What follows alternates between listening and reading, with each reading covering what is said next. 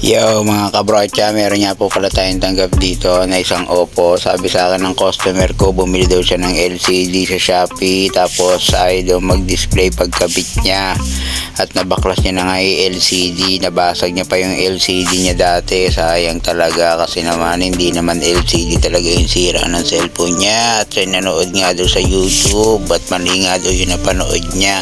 Nabasag niya yung LCD na bili niya pa, tapos nagdoble-doble daw yung sira. Napanood niya, umorder siya, hindi pa niya dinala agad sa akin. Grabe naman siya. Ayat niya na nga po, pagkabili niya ng LCD hindi daw gumana talaga. Sabi ko, hindi naman LCD sira light IC ang sira na cellphone mo. At yun na nga, nagdoble-doble ka pa ng gastos, light IC plus LCD.